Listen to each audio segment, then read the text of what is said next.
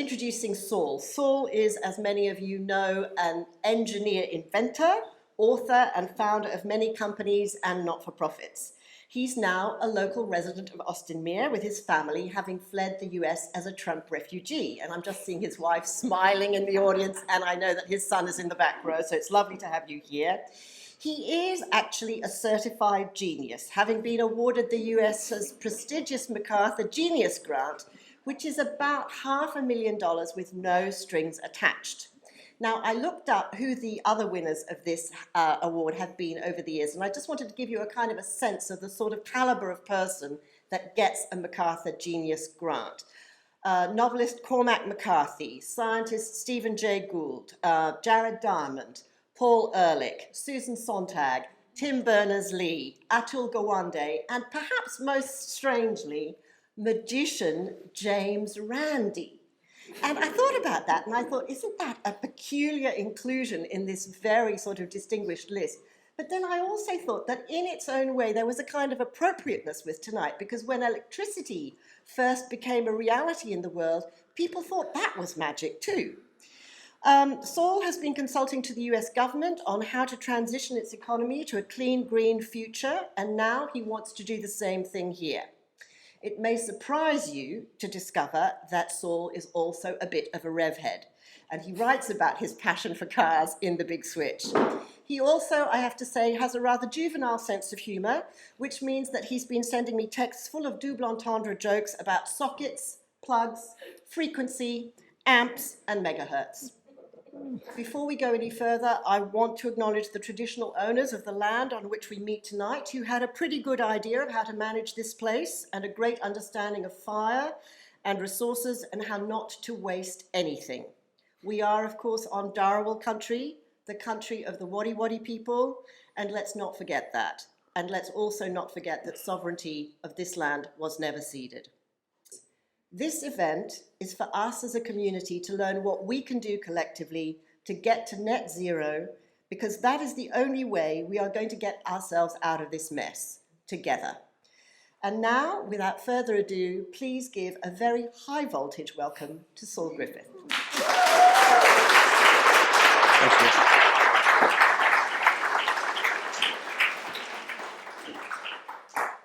you. I'm really embarrassed by that introduction. It's actually not called the Genius Award, so I'm not technically a genius. It's actually just called the MacArthur Fellowship. But the problem with everyone thinking that it's called the Genius Award, particularly if everyone includes your wife. Anyway, it's not really called the Genius Award, it's the MacArthur Fellowship. But because everyone calls the Genius Award, including my wife, who now every time I do anything wrong, it's like I hit my head in the kitchen cupboard. Nice job, genius. I lose the car keys. Nice job, genius. It's a curse. It was nominally originally pitched as a book talk, and I will talk a lot about the content of the book, The Big Switch, but actually really, hopefully you don't mind that I'm running an experiment on you. This is a prototype for a community event that I would love to see happen in every Australian community on how do we, at community level, start to make not net zero, but 0, on appropriate target, on timelines for 1.5 action. And so in that spirit, it's a community event, and we got kicked off in a lovely, informal way. Interrupt at any time during the talk. I've given this talk 1,000 times to highly technical audiences and highly political audiences, but not a lot of general audiences, so I've tried to make it at the right level. If you miss anything, just ask and we'll talk about it right there. I literally have 200 slides. I'm not going to show you them all, but if you have a question, it's probably on one of the 160 slides that are in the appendices. So with that, don't be afraid to interrupt. Hopefully it'll be interesting. By way of introduction, I grew up in Sydney. I had a lovely childhood. I really do love Australia. I actually went to University of New South Wales. I studied metallurgical engineering, paid for by BHP, the big Australian. My first job was in the steel mill in Newcastle. Second job was in the aluminium smelter in Western Sydney.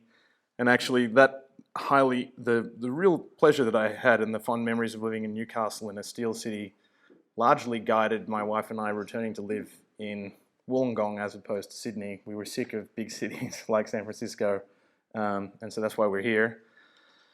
Just so that I'm not a complete stranger to everyone, what I did in the last 25 years in the US is I went to MIT and I did my PhD there, and then I started a bunch of companies. Just to sort of show you quick hits. We built, this is a megawatt scale wind turbine, so it's basically a drone the size of a 747 that flies in circles. This was the inaugural test in 2019 of a technology that took 10 years and $200 million to build. That airplane ended up at the bottom of the fjord. It did fly for a few hours, but that was an effort to make much, much cheaper wind energy, and some of that technology lives on. We also started a company making industrial solar. We've now installed gigawatts of those little black, basically Coke bottles that make the solar cells follow the sun. I also made tanks for natural gas and for hydrogen-powered vehicles. So this actually is any car company that sells you a hydrogen vehicle or truck company, we made the tanks that go in it. And this is maybe the weirdest project I did, but one I'm most proud of. We made a textile that when it gets colder, textile gets thicker. And actually the American team at the Winter Olympics this year wore this jacket, and it's probably going to be in a store near you sometime, maybe, I hope. But it's really like watching a unicorn in action. And then we have another company making air conditioners, and then another attempt on cheap offshore wind. So you can see a theme about energy. Those projects were all expensive, and you have to justify when you're spending other people's money why. This is a project I did with the Department of Energy to map all of the energy flow through the US economy from, this is called a Sankey diagram. On the left-hand side there are things like coal, natural gas, oil. They go through things that you've heard of called sectors like industry, residential, transportation. And then we originally, and were the first people to break it down into incredible detail. Sorry, I'm going to get near the microphone. And this will tell you that 0.2% of US energy is used in abattoirs. 1% of US energy is using natural gas to pump natural gas through pipelines. Like, I have a horrific Tourette's-like understanding of energy data because of that. This led to this book, Electrify, which was for an American audience, which really was a love letter to the incoming US president. When I wrote it, we didn't know it was going to be Biden. Worked with all of the campaigns in the US.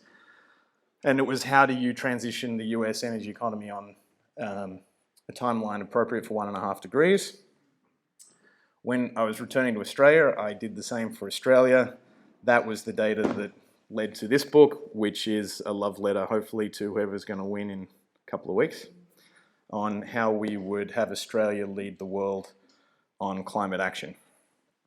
So to that effect, I started an organisation called Rewiring Australia. There's a lovely woman called Kate here, probably in the back. She's our first real employee.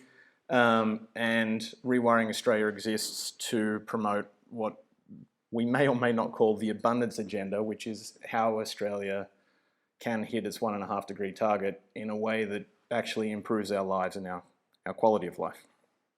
So it may sound counterintuitive given the culture war that we've just been through for 2 decades, but I'm going to present a case for you tonight that actually rewiring Australia, meaning electrifying everything, will save money for households, demonstrate the world's first zero-emission communities, create well-paid local jobs, and revitalise local economies. And we're going to go through that tonight and see your reaction. Firstly, though, I just want to contextualise everything with putting you and our community in the context of the IPCC reports that you hear of. So that's the International Panel on Climate Change run by the UN. And they tell you, they're where all the reports come from on we're missing our targets, et cetera, et cetera, et cetera. So to put us in context, the first thing I want you to know is this is an Sankey diagram of Australia's emissions. This is where all of our CO2 and methane emissions come from. Everything above the dotted line are emissions that happen in the service of our local, our domestic economy. Everything below the line is stuff that we dig up and is burned in India or China or somebody else. That's mostly our coal, a little bit of natural gas. The things that count on us, you can further divide into this thing here, domestic emissions. So that's literally powering our houses, our small businesses, our cars, and trade emissions, which is emissions that count on our budget at the IPCC, but actually get exported as products overseas. So for example, this red one here is fuel combustion, because we use a huge amount of diesel to get coal from where it's mined to where it's burned or where it's shipped off. And so all of those types of emissions count on us. 60% of our beef is exported, half of our lamb is exported. The emissions from those cows and sheep here count on us, not overseas. I put green, orange, and red. Green is things that we have technologies to do now. Orange is things that are under development. And red, you just have to be blunt, are emissions that only go away once we eliminate using fossil fuels in the world's energy economy.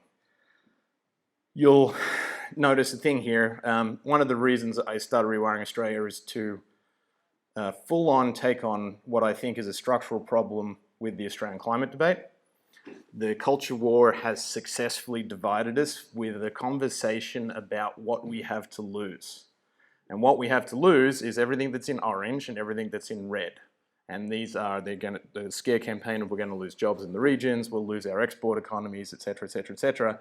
And so we've been scared off doing anything action of significance by the fear that those things in the future aren't going to be a problem. We haven't been focused enough on what we can do now, the green things. So just to put that in the context of the IPCC, this is what they call a emissions trajectory. So this is the trajectory of emissions you have to stay on for the planet to stay at 1.5 degrees. This number here is 40 billion tonnes a year of CO2. This is 2020 where we are. It's still going up, unfortunately. We need to follow one of these lines here to stay on target. This is where the 50% to 75% reductions by 2030 comes from. These illustrative pathways are scenarios that the economists at the IPCC, not the scientists, come up with. And you can see P3 and P4 are a long way below this line 0 here. This is 0 emissions. This is minus 10 billion tonnes and minus 20. So this is the negative emissions that people talk about.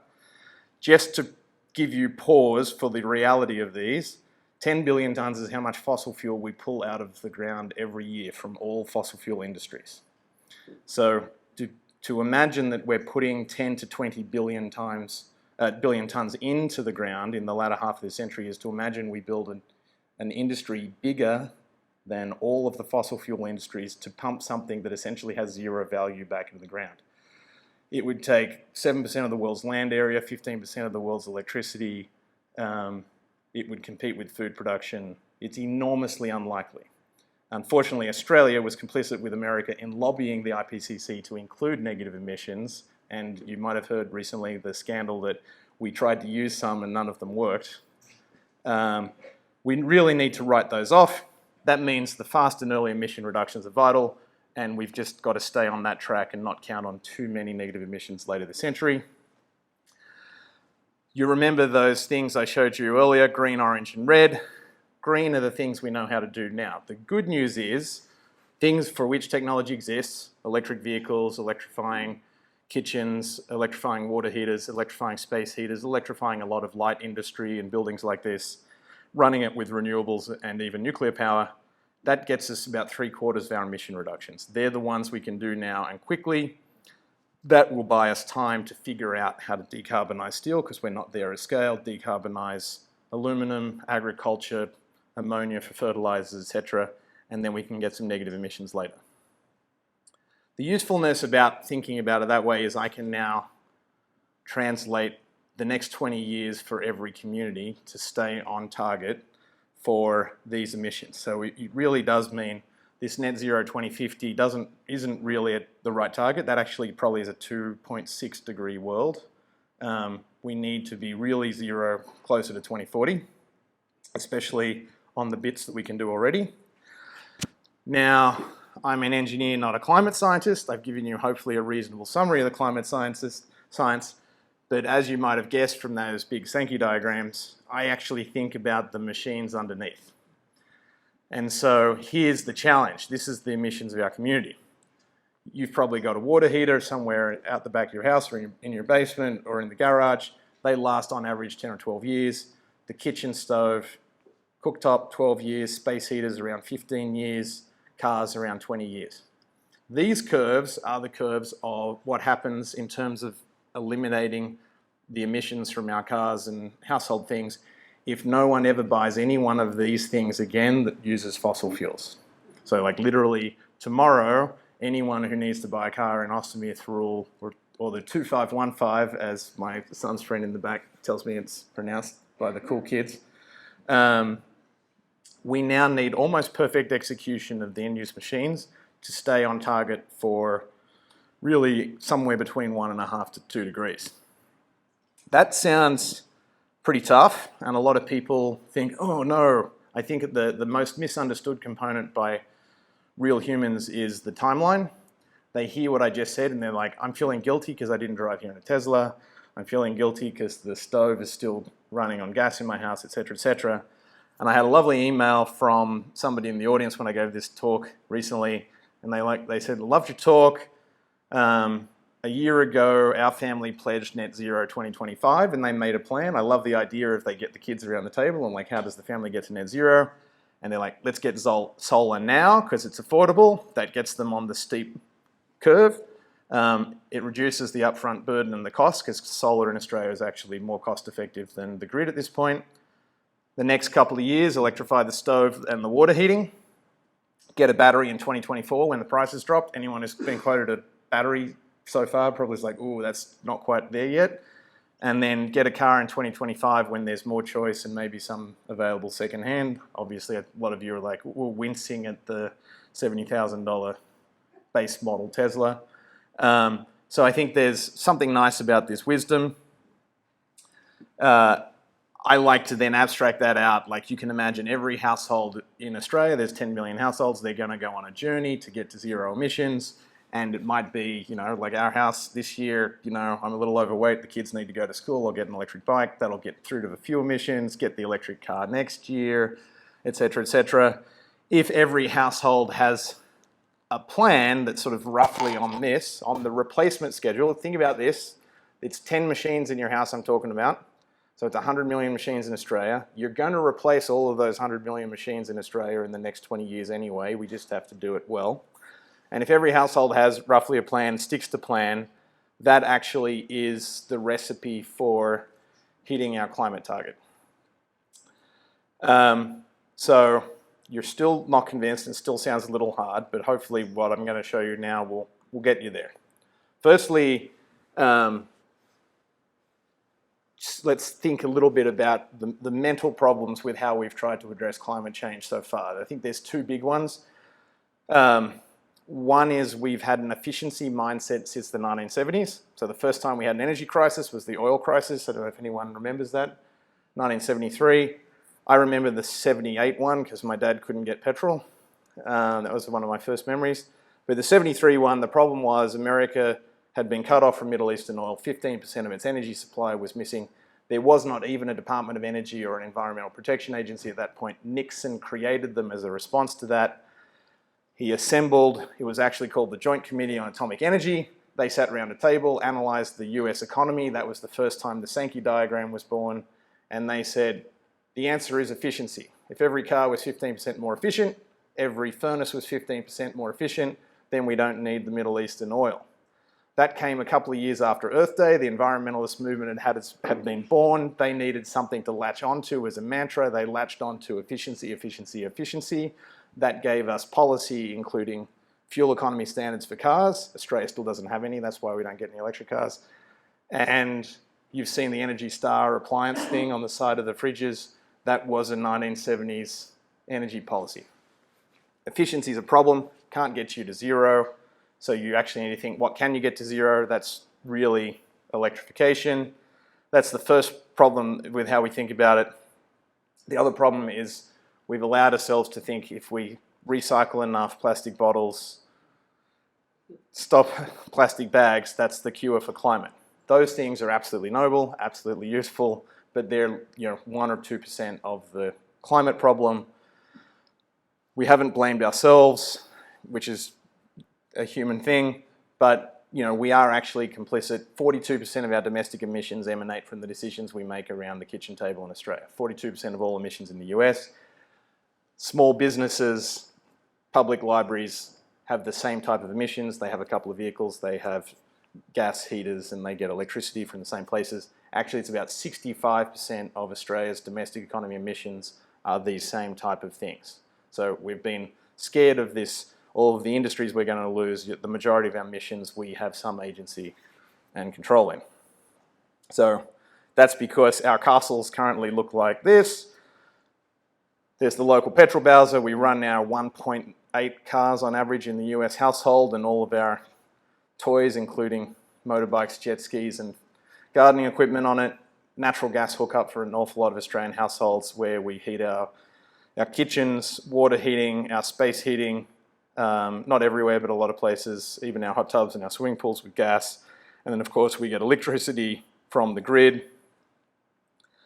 More than half of the Australian grid is still run by coal. In fact, in New South Wales, 3/4 is still run on black coal. Only worse offender than that is Victoria, that's running it on brown coal. That's why Mike Cannon-Brookes is trying to buy AGL to just shut that down. That's the worst emitter in Australia. That's all to say, if we're very honest about achieving zero emissions and doing the things we can do now, it means we have to electrify the demand side machines. The demand side machines, that's the machines in our everyday lives. That's what's been missing in Australian climate policy. We've been thinking only about the supply side, where the electricity comes from. But you can't decarbonise the supply side without decarbonising the demand side as well. Then we have to supply it with clean electricity. All right, demand side machines. It's pretty simple. I'm just going to give you a new version of infrastructure, right? So in the 20th century, infrastructure meant dams, bridges, transmission lines. In the future, we now need to start to think, because all those emissions, because all of that energy happens in our households, there's a few small things in your house that are the infrastructure of your life, and rather than sweat the small decisions, if you electrify the 1.8 cars, put a vehicle charger in, electrify the water heater, electrify the space heater, the kitchen, power it with solar and a battery on the side of the house, then you can live the rest of your life knowing that all the emissions you control have been taken care of. You then need to make sure we're feeding that solar and wind and hydroelectricity. Here's the crazy good news that was underappreciated. Electrification will cut the energy use by more than half. The leading cause of respiratory illness around the world are emissions from burning fossil fuels inside the home and inside communities. So our health will get better, and our streets will be quieter. So there's a lot of good reasons to think of it happen. On the left, this is the ubiquitous in America Ford F-150. It's the American version of the Ford Ranger, which I understand just pipped the Toyota Hilux as the #1 sold vehicle in Australia last year. We run them on petrol. When you put petrol in your Ranger, less than 20% of that is actually used to move the car. 80% goes out the exhaust pipe and makes the engine bay hot. All of the climate and energy policy we've had for 50 years has been trying to make that slightly more efficient. Ford announced a couple of years ago the F-150 Lightning. It is the most produced ute in history, 55 million of them, more than the second and third place cars, which are the VW Beetle and the Honda Civic. I just said that stuff to prove my motorhead chops. I do speak carburetor as a native tongue. If your car is stuck, I will get you home. This electric truck will use less than 1/3 of the energy per kilometre if it's run off electricity that's generated cleanly than the petrol vehicle. Same is true with natural gas. They're all about 90% efficient. You can make them about 95% efficient now, save a little bit. But if you use this magical thing called a heat pump, which actually takes energy in the air around us and uses that, concentrates that to heat your house, you'll use less than 1/3 of the energy to heat your space than you do with gas. Same is true of your heating systems.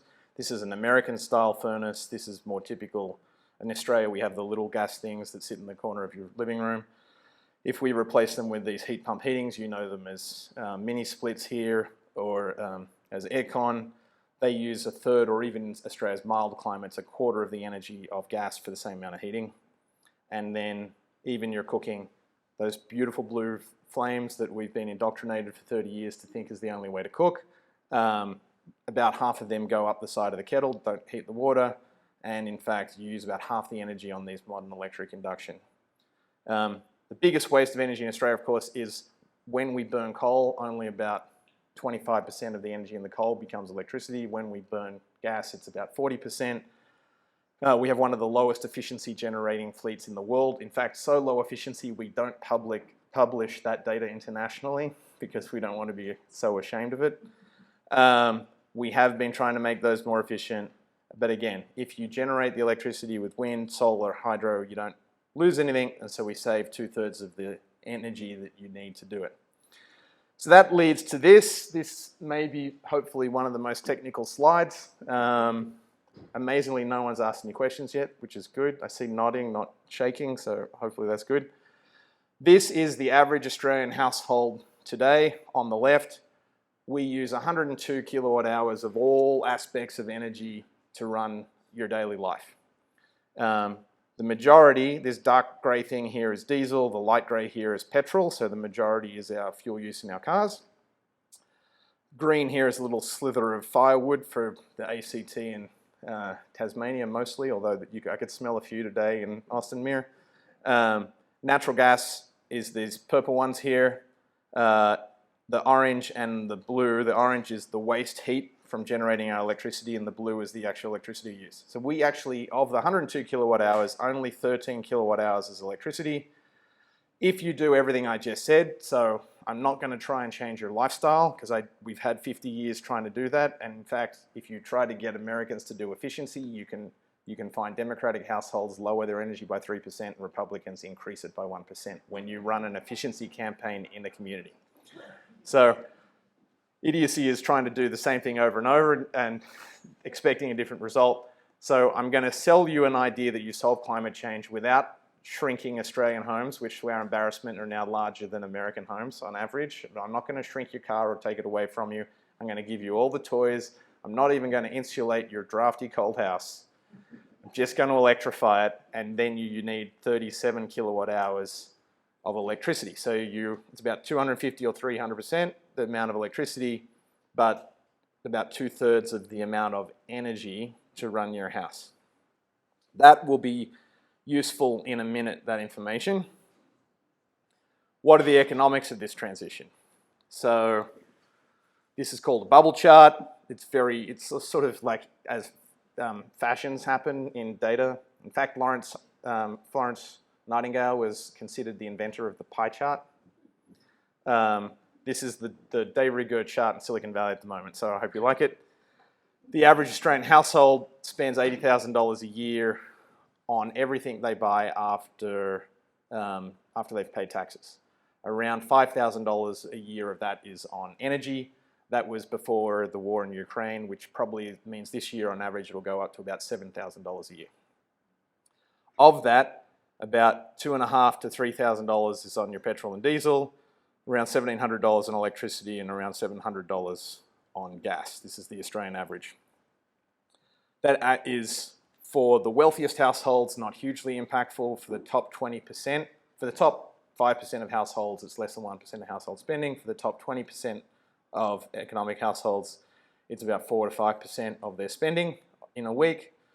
For our lowest income houses, it's actually quite a burden. This is the lowest 20% by income, and they're spending 8%. For the bottom 10%, it's well above 10% of their energy. So these are the households who can afford that the least, and that's known as an energy burden, and it really is an equity issue, this energy access. So I'm going to have everyone hold a few thoughts in their mind, and then we'll bring it all together at the end. This is what's happening. So I tried to buy batteries 10 years ago, and they were wholesale from the factory, $1,000 a kilowatt hour. I can now buy a battery out of Korea or out of Japan or out of China for about $120 a kilowatt hour. It's reducing in price that quickly. That's called a learning by doing cost curve. So no one invented anything new. We just made, pardon the Australian, shit ton more of them.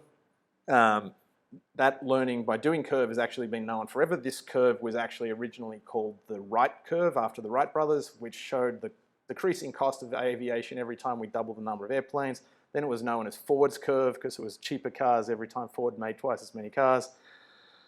You will most likely know it as Moore's law, which is why computers halved in cost and got twice as fast every time we doubled the amount we make. This one you probably don't know is called Swanson's law. Swanson's law dictates that solar, over the last few decades, every time we double the amount we make, it lowers in cost by 20%.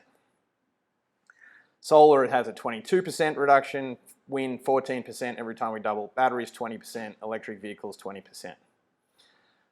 We need to make 10 to 20 times or 10 to 16 times as much of all of these things if you wish to get the whole world to zero emissions, which you can then say the incredible statement is because we are solving climate change is going to cost less than half than you think it does today. You can use these things to build the real cost curves that are happening. We did a lot of this data 18 months ago, and the difference between an average electric car and a similar petrol car was $35,000. 18 months later, it's about $20,000, right? All of those gaps are narrowing. So that leads you to this. Actually, sorry, this is the most complicated slide of the deck. I'll wave my hand at it. Hopefully it works out. So the first bar, hopefully you'll remember, $5,248, which at one petrol price a few years ago was the average amount of money. So that, I think, was $1.48 a litre. That was the average household spend in Australia on all of the energy they use. $7,000 is what you get when you update that with the Putin price, $1.90 a litre, and increase in natural gas price. Then what's the next one? So this one requires a little bit of explanation.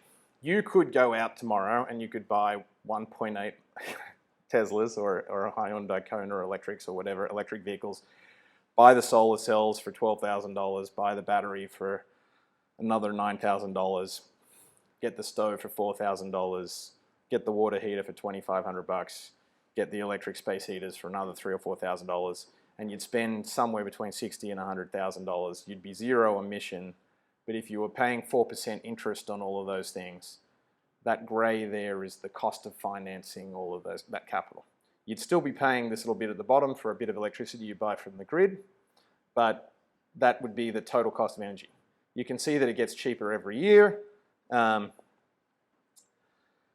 great news for Australia is 2024, 2025, we go through this transition where magically this recipe, if you can afford the slug or more likely finance it against the house, which is the Australian way, you will actually be able to save money on energy every year.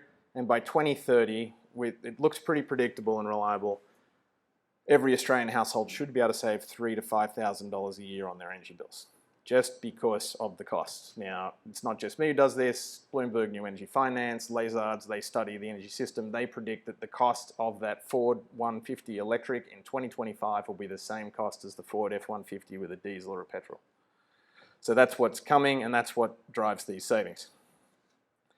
You can then say the following extraordinary thing. If instead of this idea that solving climate change is going to cost us money, we thought about it as an investment in Australian households, you won't get every household to do it tomorrow, but if you were trying to get every household to zero by about 2032, you'd only have to invest about $12 billion to help every Australian household afford it. So this year you'd be helping them with a $30,000 subsidy, next year a $20,000 subsidy, et cetera, et cetera, et cetera. Cumulatively $12 billion. Let's put $12 billion. I worked in Silicon Valley long enough to think that $12 billion is a small number. It's so small that Josh Frydenberg hid $11.6 billion of fossil fuel subsidies in the budget he announced 3 weeks ago. $7.7 billion of that was subsidies for foreign oil, which is a diesel subsidy given largely to Australian industry and small business to have cheaper diesel, which is just money that leaves Australia immediately. It's not a great idea. So for 1 year's fossil fuel subsidies, you could eliminate 42% of the emissions in the domestic economy and have every Australian household to zero. We've been at Rewiring Australia, trying to make this an election issue. We have worked with both major parties. They're receptive to the ideas, but we arrived too late on the scene for them to make it climate policy, and then there's the internal politics of the major parties. I've been encouraged that Adam Bandt is sort of now saying these things and wants to help this happen. I did an event last night, even though I am non-partisan and I support all candidates with good policy, and I don't love any of one of them more than any other. But the independents are great, and they are also hearing this message. To translate that big macroeconomic scheme, like I want to give you an intuition for it. So your household probably, if you're an average household in 2515, you spend about $3,500 a year on petrol and diesel. If you drive your Ford Ranger, which gets about 13 litres per 100 kilometres, at $1.48 a litre, it's about 12 cents a kilometre. If you had an electric car today and you were running it off your rooftop solar, it's about 1 cent a kilowatt hour. If you had to store the daytime energy in a battery from your solar and then put it back in the car at night because you worked out in Western Sydney or somewhere, then it would be 5 cents. Even if you were charging your electric car off the grid at, I think it's 28 or 30 cents a kilowatt hour, you're still cheaper than that petrol car. And in fact, if you update that with Putin prices, it's 20 cents a kilometre. So on that $3,500 a year, it's a few $100s on one of these electric schemes, and that really is where the savings come from. It happens for your heating. If you're running a luxurious shower, because remember, this is the abundance agenda. I'm not having cold showers, and they're going to be long. This is an 8-minute shower with a really powerful head, heated with natural gas. Water heater, it's about 66 cents. The same run off an electric heat pump in the climate in Austin Mere, run off your solar on your roof is 6 cents. Even off the grid, again, it's still half the price. Same for heating your space, $2 a day off gas, 60 cents a day off electricity with your heat pump. Even just in boiling a cup of tea, 9 cents to have a cup of tea from your kettle. That's if you boil only exactly enough for 1 cup, unlike what we all do, which is we boil 6 cups worth and have 1 cup. So it's actually maybe 50 cents for your cup of tea. If you do it with your rooftop solar and electric, it's about a penny. So that's what can drive these savings for Australia. And I've done a lot of this work and sold this idea in the US, and we've worked with a lot with a little bit with both parties, but a lot with the Democrats on moving this agenda forward. When you do the same modeling in the US, the savings don't start until 3 or 4 or 5 years later, and the savings are smaller. When you model it for Europe, it's even further away. Australia is indeed the luckiest country in the world. Why is that? We have written into our national poetry is the incredible sunshine and the storms and the wind. So that's part of it. We have a low population density. That means that our transmission grids for all of our fuels, whether it's petrol, gas, or electricity, it costs more to get the energy to you. So our electricity is 50% more expensive than American electricity. Our petrol is 50% more expensive than American petrol, and our gas is 50% more expensive. Because of that, America can pretend that it's still good to do the other thing for a bit longer than we can. So that's the opportunity in Australia is like, we get to go first. We're already at the starting line. We've had the rooftop solar miracle. Solar in Australia costs $1 a watt. After financing, that's 5 cents a kilowatt hour. The US hasn't figured out how to do that. They didn't have the rebates that we had here. They didn't have the certification and training programs we had here. Their solar is still $3 a watt. In Australia, 30% of households have had a positive experience of climate solutions because they're saving money with rooftop solar. In the US, it's less than 2% of households, and it's only the wealthy ones because you have to pay more for the solar than the grid in the US. So that's why we get to go first. Anyway, this is the 2515 section of the talk. What would this look like for us as a community if we did it right? So I live in Ostomer. I'm not saying that any of the 6 suburbs in the 2515 are better than any other, so it just happens to be where our house falls. This turns out to be almost a prototypical Australian suburb, 2,500 people. 700 families, 1,300 school-aged children, 1,000 dwellings, 1,000 households. 1.9 motor vehicles per dwelling. We're almost exactly average on anything. We have slightly higher median weekly income. We have higher mortgages, higher rent. But we're almost exactly average Australia. 80% separate houses, 20% are in apartments. And we have roughly the national average amount of owned and mortgaged and rented homes. This is the 2515, 11,000 people, 6,000 children, 4,500 dwellings, 2.7 people per house. You can see the numbers. It turns out to be prototypical of something else. So if you go up to Button Shore and you walk all the way past all of the leaches, after one, you might have seen I'm wearing flip-flops and you might see the blood. That's you know I'm a local. I bled today from a leech. If you survive the leeches, all the way at the end of Button Shore, there is the Wombara Zone substation.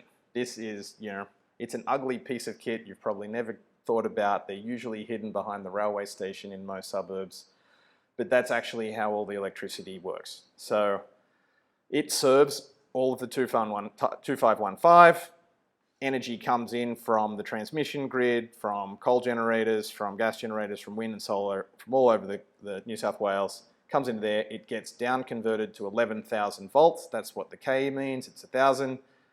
And have you ever looked, anyone here ever looked up at the utility pole, the telegraph pole, and really thought about it?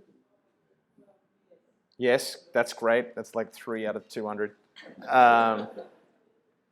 There's 3 lines on some poles. There's 4 lines on nearly all the poles, and sometimes there's 3 and 4 lines. The 3 lines take the 11,000 volts. Occasionally you'll see a pole that has a wart on it. It's either a box or a cylinder. That converts that to 240 volts, brings it in your house. It is extremely prototypical and average of the substations in Australia. In fact, the beautiful thing about what I'm telling you is if Australia does this right, because the whole world's electricity grids developed at the same time in the 20th century, doesn't matter whether you're in Europe, North America, Asia, or Australia, it's all roughly the same topology, comes to the local substation, goes out on what they call 4 or 5 strings, serves in Australia on average 4,400 households, which is basically the 2515. It's not really a string, it's a little bit more of a mesh, but you can think of it as a string, and there's about 1,000 households, or maybe you can think of it as, Coaldale, Ostomer, Thirroul, sort of a suburb, Scarborough on each string. It's not exactly like that, but nearly. The black line is the average amount of electricity delivered on our substation today, or last year. The grey is the daily variation. It's pretty cool. This is the temperature in orange. You can see a really hot day in December, spike in air conditioning energy, really hot day in February, spike in air conditioning, 2 cold days in August, September, spike in heating. So you can really see that it's us. Remember this chart. I told you I was going to test you on this one later. Hopefully you're all there. The little yellow dotted line is what happens if we electrified our water heaters and our space heaters. Goes up a bit. If we electrify the first car in every 2515 driveway, it's the orange one. After we've electrified every machine in 2515, this red line is approximately what our electricity demand will look like. Currently, we need twice as much electricity in the winter, 4 megawatts, than we do in the summer 2. The good news is by adding the cars, that variation goes down, because the cars we drive all damn year, and it's about 6 megawatts in the summer and 7.5 in the winter. As we know from the Australian Rooftop Solar Miracle, the cheapest electricity is the electricity generated on your rooftop. Second cheapest electricity is generated in your community. After that, it is the renewables that are out there from the transmission lines and maybe even offshore wind, maybe even where we live. People study solar in Australia ad nauseum. This is actually a nice study by the University of New South Wales, Australian Photovoltaic Institute. You can't see that number at the top there. That says 2515.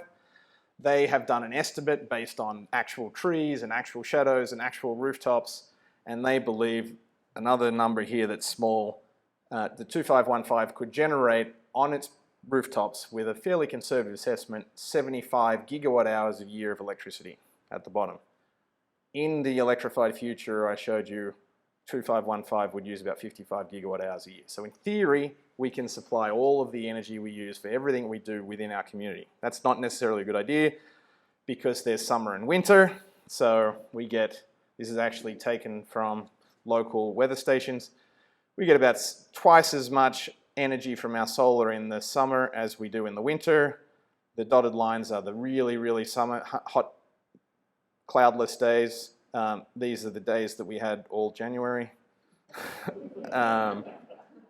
But, you know, we have some intuition. The sun shines more in summer than winter. If you had 100% rooftop solar penetration in Austinmere, we can produce twice as, or in 2515, twice as much electricity as we need in the summer, but we can't quite meet the shoulders in the winter. If you had half, you could do, you know, you can sort of see that. So, and in fact, this orange thing is like the red, big red band is the variation in load, and the orange is the variation in days of like of really sunny days, dark days, etc. This is why we shouldn't really, I'm not trying to encourage us to think that we should only do it here and we should be like no electron that isn't 2515. That's not a good idea.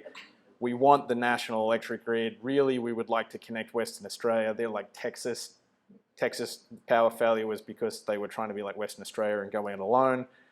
If Western Australia was connected to the rest of the NEM, that's the national electricity market, then late afternoon sunshine in Perth would be powering us through the little peak that we have early in our day. Early morning sunshine in New South Wales would be powering Western Australia through where they're boiling their kettle when they wake up in the morning, and we need that geography. All right, getting the time thing. So it's good because I'm nearly there to wrap up. So the good news is most Australian communities could produce the majority of their energy, but we'd benefit enormously for the reasons I just said, from connecting to each other. And then I told you the story about the household, but I now want to spread that to the community because this could be the impetus for the unprecedented local economic renewal in Australia. What do we do today? I told you the story, spend $5,000 on energy. This is the Austinmere, $3,600 in Austinmere, or in 2515 on petrol diesel.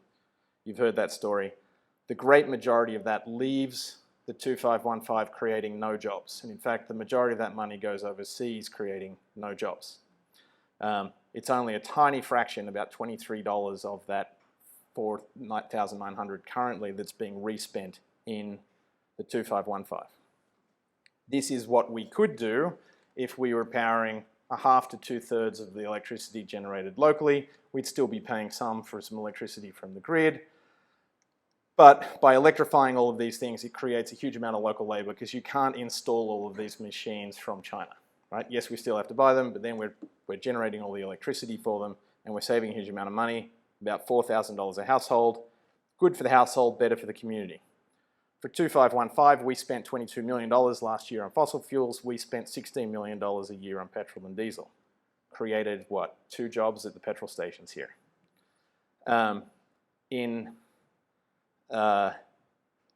Sorry, this should say 2030 in the top corner. By 2030, we could be saving $20 million a year in the community. Think about what would happen in 2515 if every year, year on year, you save $20 million. Like, you cannot buy new surf clubs, new classrooms, new swimming pools fast enough at that rate. About $1.4 million a year would be spent on tradie call-outs. That creates new tradie jobs. It would be 5 jobs for tradies and their support in our postcode. It'd be 72 general community jobs generated by the reinvestment of, like, we would spend 55% of what we save back in the community because that's the average in Australia for local spending. So it creates 72 jobs, and that's jobs at the library, at the cafe, at the restaurants, and 120 jobs nationwide. For Cunningham, because there's an election coming up, it'd be 1,000 jobs in the community and $300 million a year in savings. So we have this to win as a country, yet we're still claiming it costs too much. Even if I'm wrong by 50%, which I don't think so, it's still $150 million a year. All right, so just to really finish now, community plans and well-first pilots to introduce the idea of suburb zero. Rewiring Australia is on a mission to have Australia build the first. So I told you about that string under the substation. No one has gone to zero emissions under any one string and under a substation anywhere in the world. Australia can economically do it first. It is the main objection from the transmission and the generation and distribution companies for why we should not do this in Australia. They will tell you that we can't manage the voltages. They'll tell you that we can't manage the phases. The engineers who work for them says, no, I'm sure we can, because the engineers understand that the giant load is going to be all of these electric cars, which are unbelievable sized batteries that you plug into your house every day, right? In fact, last week, Ford announced a partnership with Sunrun in the US to sell a box that goes with their Ford F-150 truck that will let the truck power your house for 10 days. Right, so resilient community, if we all plug in, unfortunately, our 1,900 cars in Austinmere or the 7,000 cars in the 2515, we can run ourselves for 2 weeks, right? This shouldn't be the concern. Let's do it in Australia first. We want to run a pilot. What does a pilot look like? So this is going to be the interactive active section of the evening. I don't want anyone to feel bad about what the questions I'm about to ask. I just want a show of hands. Who owns an electric car? Pretty good, better than Australian average by a lot. Who has rooftop solar? Amazing. I'm speaking to the converted. Who has a house battery? Whose is broken? Who has electric cooking? Who has gas cooking? Who doesn't know what they cook with? Totally reasonable. Who has electric hot water? Who has gas hot water? Who doesn't know? Few. Not a lot of honest people here. Anyway, the suburb zero, what you would love to do is you'd like to take 1,000 households and prove that this works so that no company, utility executive, government anywhere in the world can say this is not going to work. So you'd like to get 1,000 households, give them one electric car, one vehicle charger, this set of kit. The good news is for you, we get a 50% discount because 50% of you have done half of this stuff already. You'd then like to run that pilot for 2 years. We have the idea, so this is you can now laugh me out of the room. Either I will leave the room in tears and move suburb again after this event, or actually this is the prototype for community events we should run in every community in Australia. We would hope that we could offer you, so we know that you spend about $4,000 or $5,000 or $6,000 last year on energy. I will give you this kit on the left. I will ask you to pay me $2,000 less than you were going to pay otherwise. So if you were going to pay $4,000, give me $2,000 a year, or give Rewiring Australia. They'll organise all of the companies to come and get all of this in. At the end of a 2-year study period where we show that the voltages don't crash, that people can charge their cars easily enough, because you'll need about, for every 1,000 households, about a dozen community chargers, as well as some chargers on I know there are 438 utility poles in Austinmere because I counted them. So we'll even put some chargers on those. Option to buy the discounted car at the end, install some community electric vehicle chargers and a community battery. That would be the first city in the world to do it, and hopefully we get to do this in a few places. The most ambitious other city in the world is Albany, which is in upstate New York, which is snowy and horrible, and they're doing a reduced version of this, and their goal is to get it done by 2030. We need to get all of Australia done by 2030, so we need to get the first community out of the way. Hopefully then by 2024, when there are more electric vehicles, when the costs have come down, this is a blueprint that you can stamp across Australia to exceed our climate commitments. And that's how you would hit 1.5 degrees. Suburb zero, this is not what I'm asking for tonight. Although if anyone in the community has hiding $20 million under their bed, that is about what it will take as a subsidy for the initial communities, because the cars are a little expensive today, etc. That goes down every year. I have been talking, in fact, we've got loose commitments from politicians on both sides, mostly at state level, to do a couple in New South Wales, a couple in Victoria, one in South Australia, a couple in Tasmania, maybe one in Queensland, so maybe a couple in the ACT, maybe we actually get to do this in 10 locations in Australia. That would be great to prove that it works in regional towns, in inner city suburbs, outer exurbs, all the places. And in fact, we're leading into election. I'm trying to arm wrestle an awful lot of candidates into making this an election commitment. A few have said yes. And that's the talk. So now we go to questions on anything you want. I have, like I said, 160 slides of backups. You can ask me anything, and then if you wish, you can take a photo of that with your phone, and then you can take a poll, and we're going to use you as statistically representative of a virtue signalling community on the South Coast that wants to decarbonise. Saul, you mentioned that very fleetingly a community battery. Can you just talk about a community battery as opposed to individual batteries? So there is an idea that... Just repeat the question. Sorry, repeat the question. I've been asked, I mentioned a community battery. Can I talk about a community battery versus batteries on the side of your house? Community batteries are being installed in Australia in a few places, and the idea is you find where the substation is, and you put a couple of big block boxes next to that ugly piece of equipment that I have, and then you try to balance the loads from the substation. That's probably not the best way to do a community battery, because the people at the end of the string will still have low voltages. Probably the best idea of a community battery is you put a small battery at the bottom of every utility pole so that you can manage the voltages at every house in between. The good news about a community battery is you can probably get it installed cheaper than if I put it in your garage, because of the way, what they call soft costs. In Australia, you have to if you put the battery in your garage, you've got to put a giant steel pole in front of it so you don't back the Tesla into it and start a fire, and that doubles the price of the battery. If you put them out in the community, you can take other safety measures. So the details of where the community battery goes are still TBD. Probably a community battery means a dozen. If you also, and I thought I had these pictures, but maybe I skipped over them because I was getting your impatient looks. The reason I know there are 438 poles is I walked around the community and looked for where is every opportunity for the community, in addition to our rooftops, put community solar. And in fact, we could do 30 or 40% more energy again if we used the church roof, the car park next to the tennis court in Austinmere, in front of the car parks of our beaches, the libraries. If we exploited those other places, the community actually could be generating even more. That will help do the multi-tenant housing where they don't have enough roof space for themselves, for example. It will also be cheap electricity. They probably could be co-located with batteries. Put the battery and some solar over in the car park of the IGA and the Bottle-O.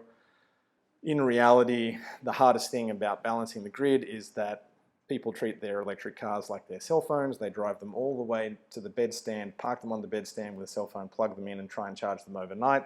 That's not when the sun is shining. So really what you want to do is make sure there's a whole bunch of fast chargers where everyone is during the day. So you'd like solar and vehicle chargers in the car park of the school so the teachers can charge their cars there, in the IGA, etc., etc. So when you're thinking about the community, there's actually a whole bunch of community building to be done about, the thumb wrestling as the solar go on the Bolo or the Surf Lifesaving Club, right? Does the IGA or the church get the benefit of the community battery? And all of that has to be done when you're thinking about the community portion of the assets as well. We've got a question online around that, which is basically with the community solar and batteries, how much can this actually be owned by the community?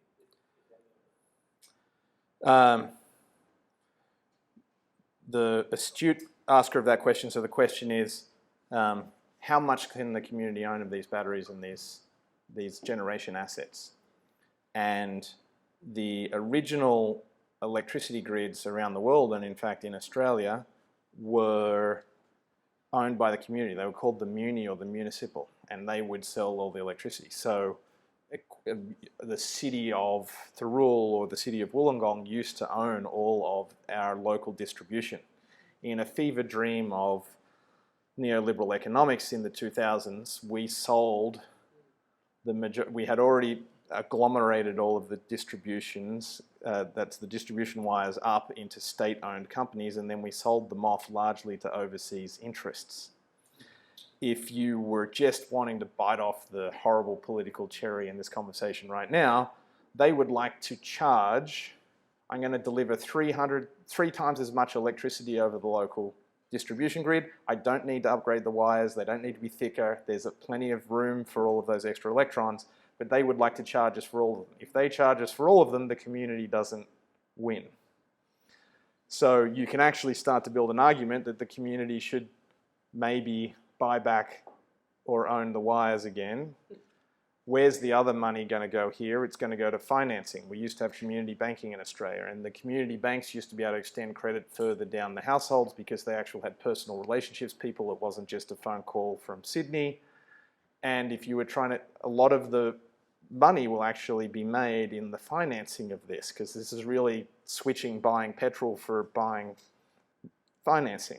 So you can also build an argument that if we were really thoughtful as a community, we'd be like, all right, let's build the 2515 credit union. It's going to help every single person in this community have access to credit when they're doing it. Let's own the distribution lines potentially.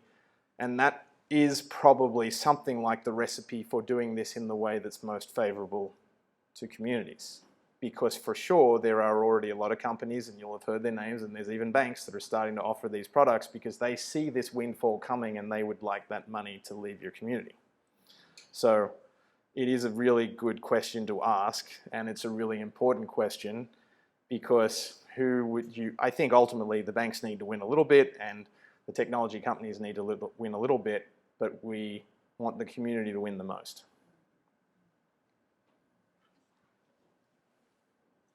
So here, I think, and then I'll go. So the question is, it's a couple of questions in one question. It's a great question. Would it happen faster if we had vehicle to grid? That means use the battery in the car to stabilize the grid. And does that eliminate the need for baseload power? It doesn't necessarily make it go faster. You could still do it without vehicle to grid. If you don't have vehicle to grid, you need to really make sure that everyone's charging at noon. If you do have vehicle to grid, then we can lean on each other a little bit more. Ford, like I said, just announced vehicle to grid in the US for the most produced car ever, so it's coming. Because Australia got last in line for electric vehicles, right now it's coming here last. So it is a good idea. It could go a little bit faster. As to the balancing the base load, let's be really clear, and this is to emphasize the idea that these things, now vehicles, are now national infrastructure. The 20 million vehicles parked in our driveways will have a battery that will be 4, 5, or 6 times larger than the Snowy 2.0 hydro battery, right? It is sufficient to, in fact, balance all of our loads on probably a 72-hour basis. Remember that cars are only moving for less than, I think the statistic is 4 to 6% of their life, and they're stationary for the rest of the time. When you, in fact, my co-founder at Rewiring America, which is trying to do this in America, he took delivery last week of a Rivian that has he paid 73,000 US dollars, it's like 90,000 Australian, it has a 135 kilowatt hour battery. If you converted that to the price that we pay for batteries on our wall, it's about a third of the price of our batteries that are installing in our garage walls, but it comes with a free Toyota Hilux, basically. So it also makes it cheaper to do the vehicle to grid, because it's one way to eliminate the costs is all of the batteries in the cars are standardized and you don't have to pay for the building code stuff, et cetera, et cetera, et cetera. There's a lot of good reasons to do it. It really is when and where and how we charge our vehicles and whether we feed it back into the grid is the biggest question that the trial in some respects would try to answer, that just to say to everyone, this is the thing that makes it all, it's the rug that ties the electric room together. Yeah. So I think here, yep. The gentleman has pointed out that he's been working with local community groups that have already been lobbying for community batteries. The Labor Party last week announced a community battery policy, which is good. I wouldn't give them full credit. I'd give it to Helen Haynes, the independent who actually announced it about 2 months ago and introduced it as legislation to Parliament. They are a good idea. Community batteries will help everyone in the community enjoy it. The question is, with a Economist magazine from 2000 that says the electric revolution, why the hell hasn't America done this? The answer is natural gas. It is so phenomenally cheap in the US, and it has an incredible lobby group, and America has a culture war that is not dissimilar to Australia's culture war. But you shouldn't say, why hasn't it happened in America? You should really say, why hasn't it happened in Australia? Because it's even easier to be done here. We've already had the solar miracle. They have not. Our natural gas is more expensive. Our petrol is more expensive. So this is really on us. I'm going to say I work in the US on the same issues, and we are being outspent as a lobbying group for this positive vision of the future about $100 to 1 by the natural gas lobbies that are representing their industry. In Australia, it's coal and natural gas. This positive idea is not championed by a large enough coalition of the winners of this revolution. So honestly, the solar companies, the electric vehicle companies are not matching the spending of the fossil fuel companies. So they're being bad and we're being worse because we are not fighting back loudly and proudly enough as an industry, as our communities. Really part of the reason to hold these types of events is to, I don't think you will get this in any country in the world until it becomes the popular uprising. So we need to turn these community meetings into a demand that any energy or climate policy in Australia that doesn't do something approximately like what you've seen tonight is tantamount to stealing money from our households and our babies. So thank you. But we have to win that argument, and we have to win it quickly, and we have to make the people prove that this is popular policy. And that's very much why you can see the messaging and trying to go for, this is what Australia has to win. We have to win it in our households. We get to win it in our communities because we need to be a bigger lobby collectively than coal and gas.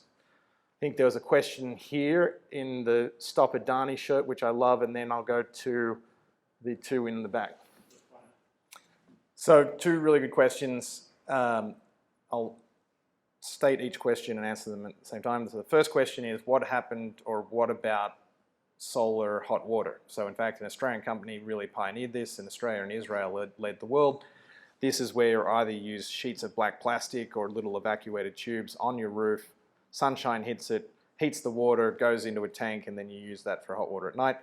It's a good idea, and it is pretty cheap. The extraordinary reality of solar photovoltaics now is they're 21-22% efficient. A heat pump in Australia's mild climate has a coefficient of performance of 4. That means you get 4 units of heat for 1 unit of electricity. So the efficiency of that solar driving a heat pump to heat the water is actually now higher than the solar hot water in many locations.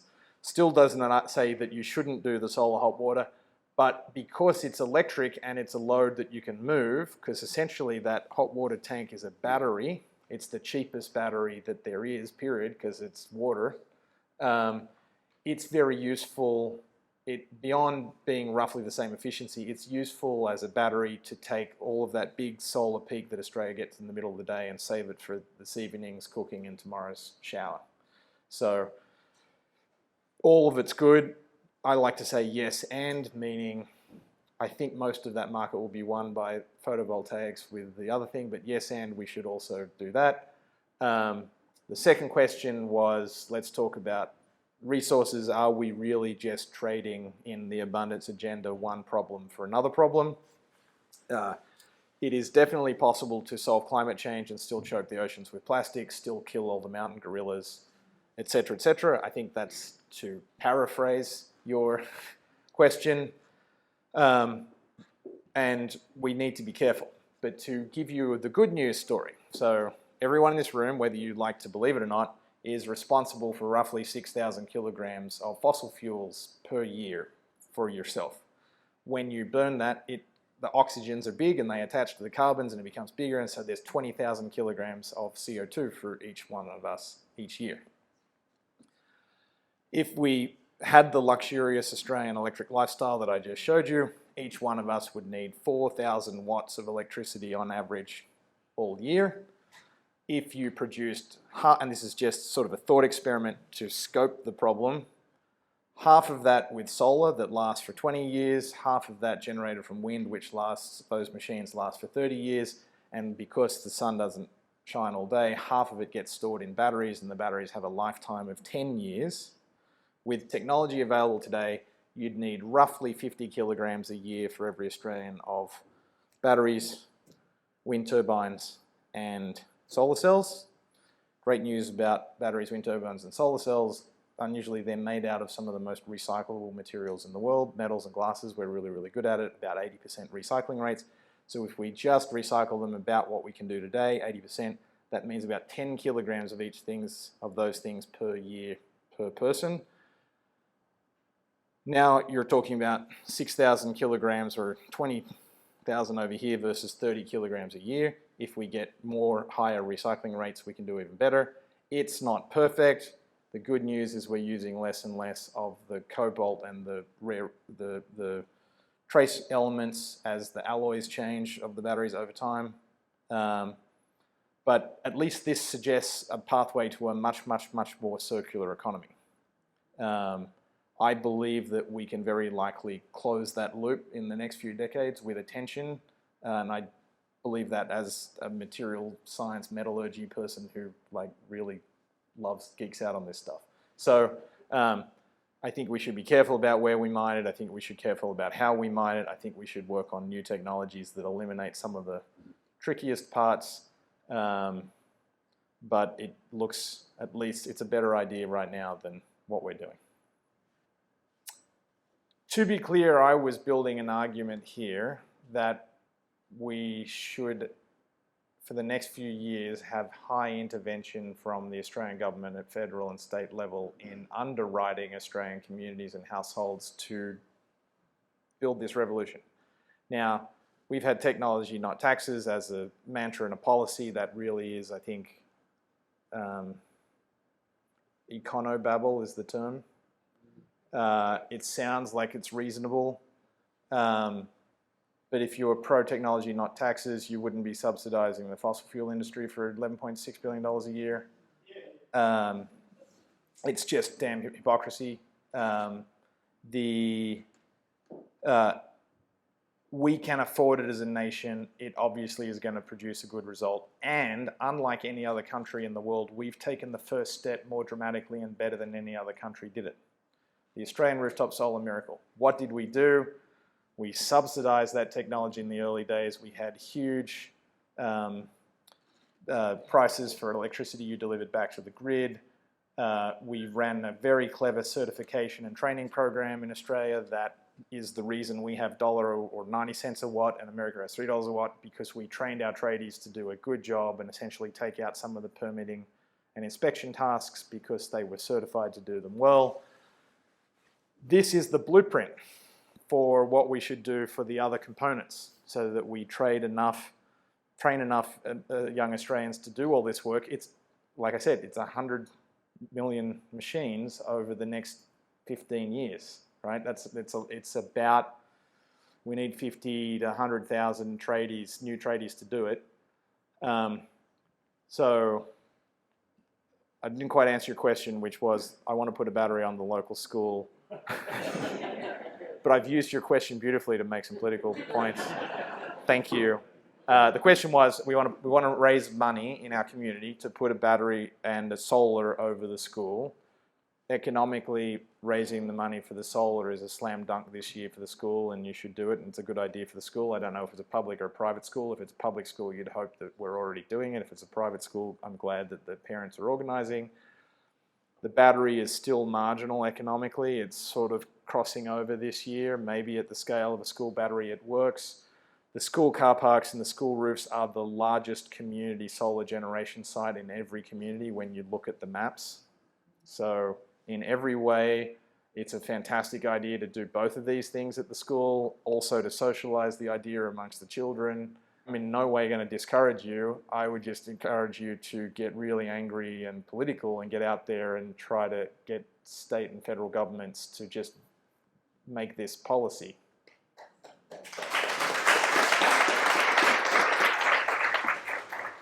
Right here. So the question is fabulous. The question is the supply chain there? We need a lot of lithium, we need a lot of batteries, we need a lot of electric vehicles, et cetera, et cetera, et cetera. The answer bluntly is no. We need, like I said, 3 or 4 doublings in the production of electric vehicles, all the critical things, the batteries, the wind turbines. Tesla is now 25 years old, and they're producing closer to 1 million of the 16 million cars bought in the US every year. So that's kind of typical. All the rest of the car companies in the US are still making tens of thousands, not in the millions. So given that the timeline to get this done is, well, I think my slide said 20 years, but I'd prefer to do it by 2032, as would you, I am guessing, to keep some more coral reef, because I loved it when I was a kid and I'd like my kids to love it. There's really only one way you get there. There's also precedent for that. So to give you the historical analog, and this is in the American book, Churchill had his ass handed to him at Dunkirk. Britain was in ruins. He called Roosevelt and said, roughly, we're fucked, and if you don't come and help us, Germany's going to take our navy and come and screw America too. At that point, it was 1939, America had 1,000 aircraft in total. None of them were bigger than a 2-seat training aircraft. America was training its army with broomsticks for guns, and they were using ice cream trucks as fake tanks. That was 1939. Took Roosevelt 2 years to convince the rest of the American government to run the arsenal of democracy, as it became known, which was to mobilize all of the US economy at what they call profit plus 7%, which became known as patriotism plus 7%. It meant that if you could make any of 7 critical things, boats, bullets, tanks, trucks, airplanes, or ships, then your company would get 7% profit. That was the patriotism bit. You would need that level of effort, at least in the major manufacturing economies, which mean America, China, Korea, Japan, South Korea, Japan, Germany. You'd need a pretty heavy assist from the primary producing countries like Australia for the minerals and the metals. And you could, in fact, ramp up on time if we took it as seriously. This is why the children are wiser than the economists who work for the IPCC. The kids understand that this is an emergency. You need to declare war on climate change. They are literally trying to intone, by the use of the word emergency, what is known as emergency wartime powers. That is when the President of the United States is allowed to dictate what happens in the general economy to deal with a wartime situation.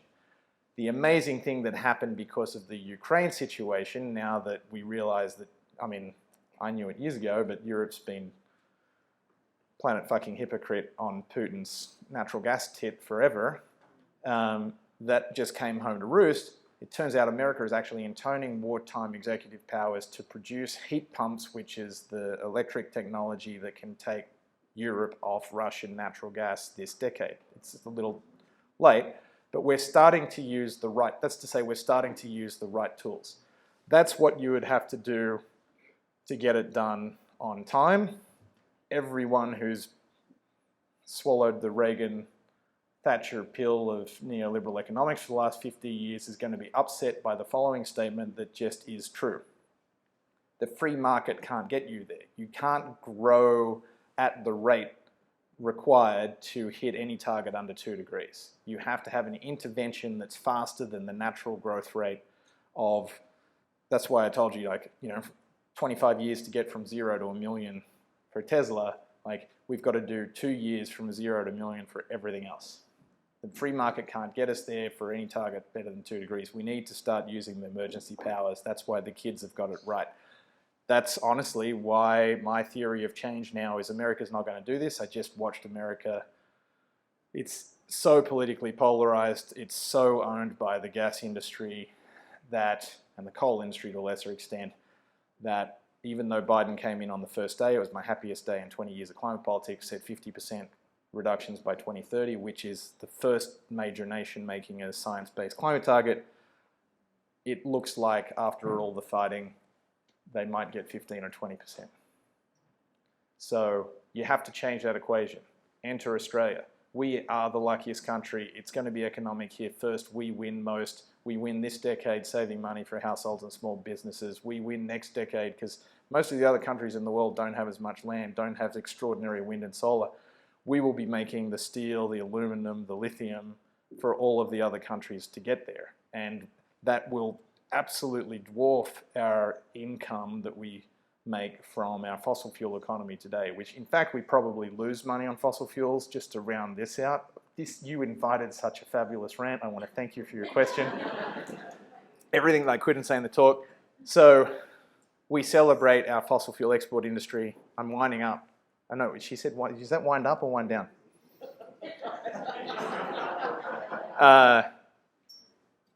We make $80 billion a year on fossil exports for coal and mostly LNG gas. But we only make 20 or 30% margins on that, and most of those companies are actually majority foreign owned, so we're making a few billions. We import $32 billion a year in foreign oil. We're already net negative on this great boon to Australian economy, fossil fuel economy, right? So we have everything to win.